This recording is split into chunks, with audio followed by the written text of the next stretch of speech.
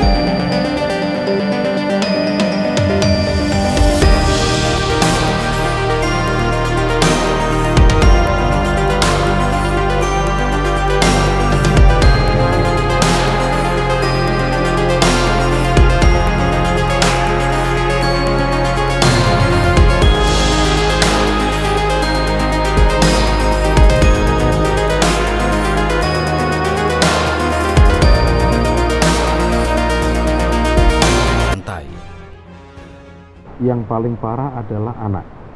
Yang paling parah anak. Kalau informasi dari rumah sakit sampai luka bakar 40%. Jadi mengalami gangguan, tidak mengalami gangguan fungsi utama panca inderanya, tetapi secara estetika maupun ini kemudian harus diangkat satu telinga sebelah kanan ya, sebelah kanannya harus diangkat satu. Tapi fungsi mata, fungsi telinga masih bisa berjalan dengan baik. Hanya memang secara estetika kemudian sangat memprihatinkan.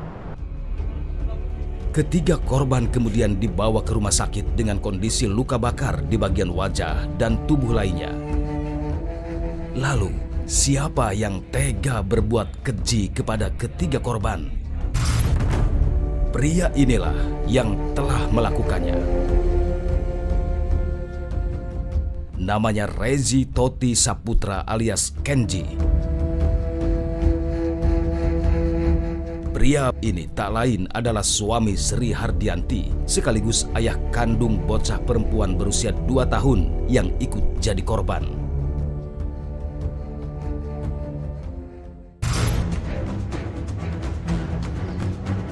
Setelah hampir 1 bulan buron, Kenji akhirnya diringkus aparat kepolisian resort Metro Bekasi. Polisi terpaksa memberikan tindakan tegas terukur kepada Kenji karena Kenji berusaha melawan saat hendak diringkus.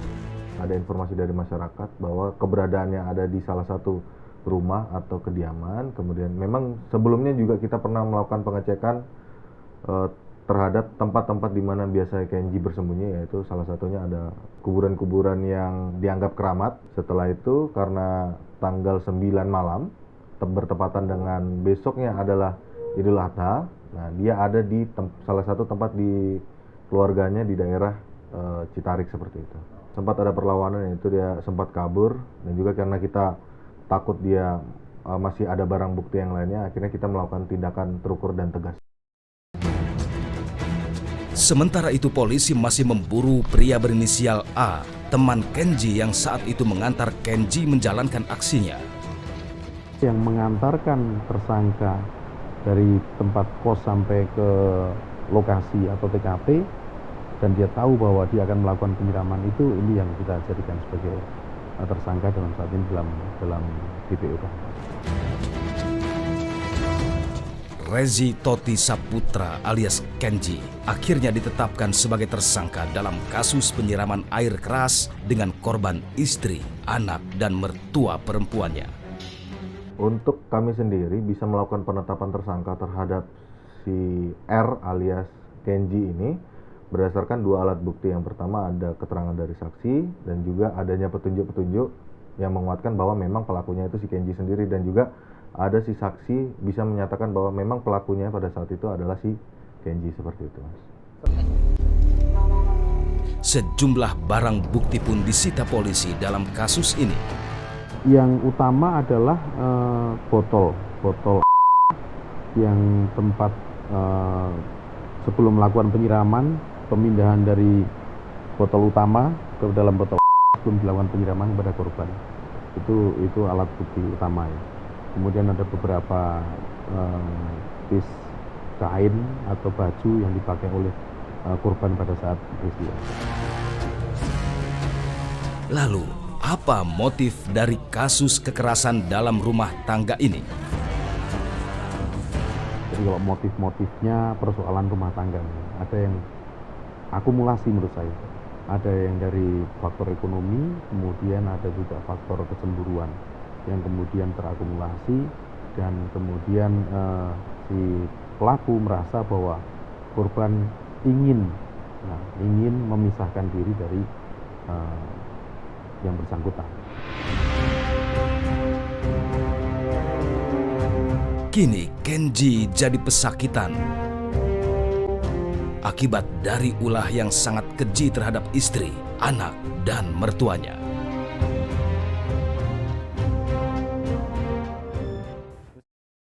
Marah setelah sang istri minta cerai.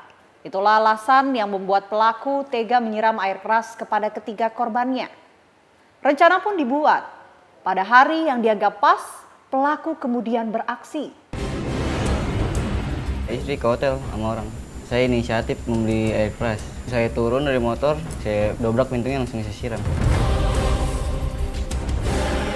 Jam 3 malam pintu digedor sama dia, disiram langsung.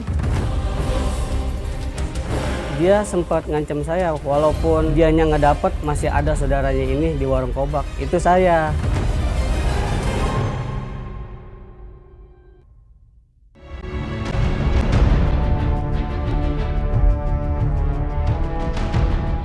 Polisi masih terus melakukan penyidikan kasus penyiraman air keras yang dilakukan seorang pria bernama Rezi Toti Saputra alias Kenji terhadap istri, anak, dan ibu mertuanya di Bekasi. Di hadapan polisi, tersangka Kenji pun menjelaskan bagaimana awal mula ia melakukan aksi kejinya. Bermula pada Senin 20 Juni 2022 dini hari. Saat itu, Kenji bersama seorang temannya berinisial A datang ke kamar kontrakan istrinya dengan menggunakan sepeda motor. Sesampainya di Kampung Jagawana, Desa Sukarukun, Kecamatan Sukatani, Kabupaten Bekasi, Kenji langsung menuju kamar kontrakan istrinya. Ia langsung mendobrak pintu kontrakan. Saat itu Kenji melihat istri, anak, dan ibu mertuanya sedang tertidur dalam satu kasur. Tanpa pikir panjang, Kenji langsung menyiramkan air keras yang dibawanya ke arah ketiga korban. Akibat siraman itu, ketiga korban pun kesakitan sambil berteriak minta tolong. Usai beraksi, Kenji yang dibonceng temannya langsung melarikan diri. Setelah 3 minggu buron, Kenji akhirnya tertangkap. Bagaimana Anda melakukannya saat itu? Tuh saya turun dari motor, saya isi air keras, ya aku langsung saya dobrak pintunya, langsung saya siram. Ya awalnya sih saya nyiram istri, tapi di samping istri sama kiri kanan ada anak sama mertua. Anak dan mertua kamu kena juga? Kena, Pak. Nah, terus apa sih yang menyebabkan saudara menyiram air keras itu kepada istri? Ya istri ke hotel sama orang. Ke hotel. Apakah ada ucapan dari istri yang membuat Anda sakit hati? Ya lebih baik begituan sama orang lain daripada sama saya. Saya inisiatif membeli air keras. Di mana? Di Gombong. Di depan Futsal Adamas. Nah, terus? Ya saya nepin dulu air kerasnya. seminggu. Pas lihat dia ke hotel baru saya ke rumahnya. Caranya kamu menyiram tuh bagaimana? Ya saya dobrak rumahnya. Kabur kemana aja kamu kaburnya? Ke rumah kosong sama ke sawah sama kuburan. Berapa hari kamu kabur? 3 minggu Pak. 3 minggu. Akibat perbuatannya, Kenji pun terancam hukuman berat. Ada 3 undang-undang yang kita jadikan bangunan atau konstruksi hukumnya, yaitu Undang-Undang Perlindungan Anak, Undang-Undang Penghapusan Kekerasan dalam Rumah Tangga, dan Undang-Undang KUHP atau Kitab Hukum Pidana itu sendiri. Kemudian ancaman hukumannya, karena ini memang sifatnya akumulatif, yang paling tinggi adalah ancaman hukuman 12 tahun, yaitu pasal 355 KUHP.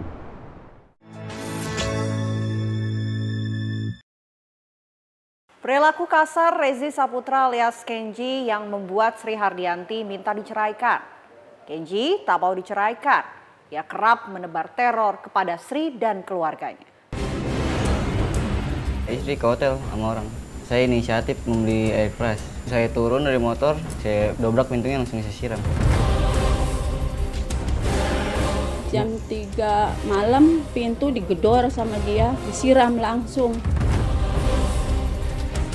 Dia sempat ngancam saya, walaupun dianya nggak dapat, masih ada saudaranya ini di warung Kobak. Itu saya.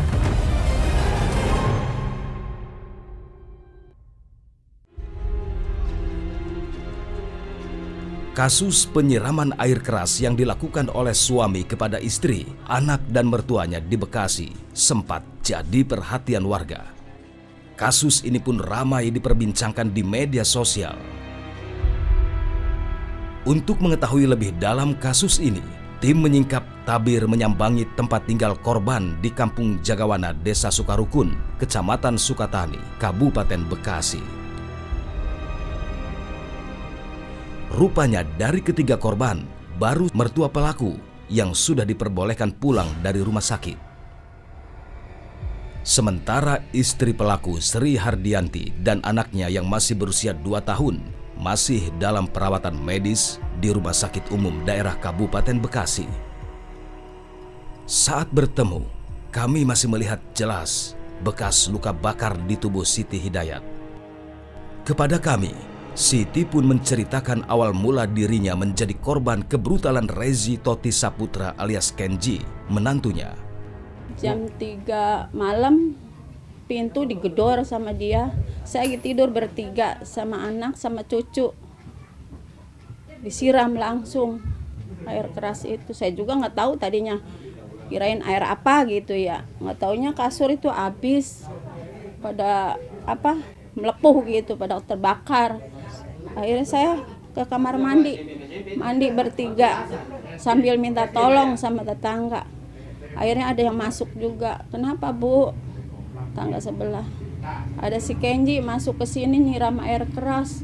Astagfirullah katanya. Dianya udah kabur, udah pergi lagi. Itu berdua dia naik motor. Ada yang lihat. Astagfirullah kata saya, kok si Kenji tega banget sih sama anak sendiri. Kalau saya biarin dia, anggap aja orang lain gitu ya. Itu anak darah daging dia sendiri itu. Saya langsung nangis saya. Langsung ke kamar mandi minta tolong sama tetangga. Akhirnya kan ini anak dibawa ke rumah sakit.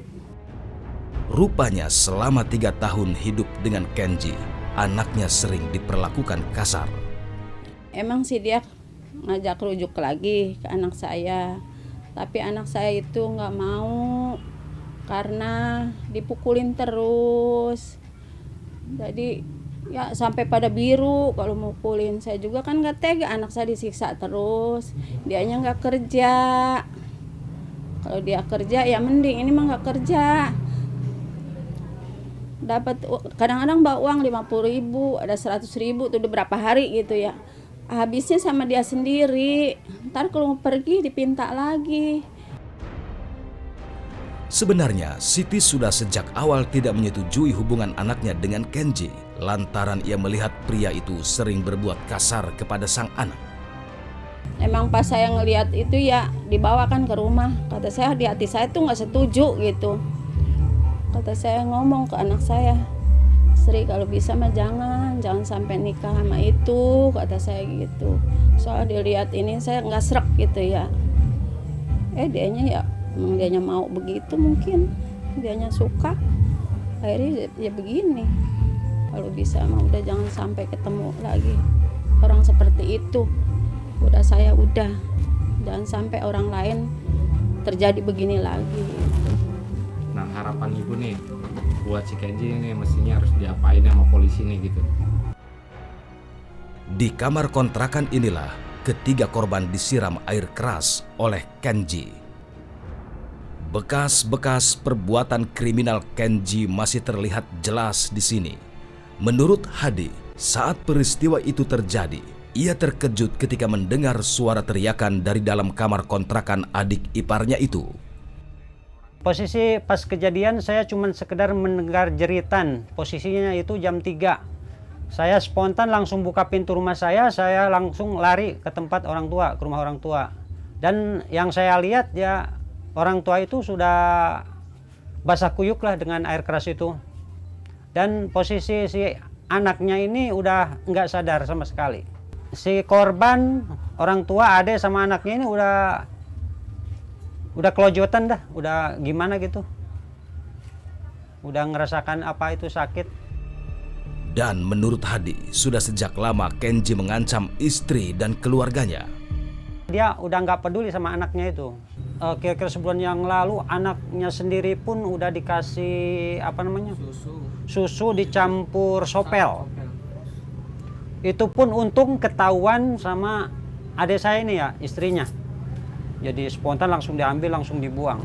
Udah sempat mau meracuni anaknya sendiri itu. Hal senada juga diungkapkan oleh Agus Herianto, kakak kandung Sri Hardianti. Menurutnya, 1 minggu sebelum kejadian, Kenji sempat mengirim gambar air keras yang dibelinya untuk mencelakai adiknya itu. Dia WA saya, ngancem-ngancem katanya saya bawa kejutan buat si Sri.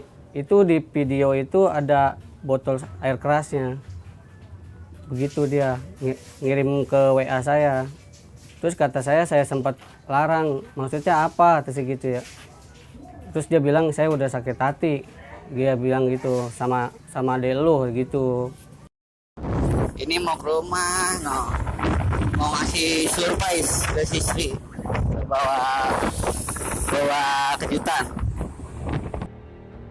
Belum lagi ancaman-ancaman lain yang dikirim Kenji kepada Agus melalui pesan WhatsApp.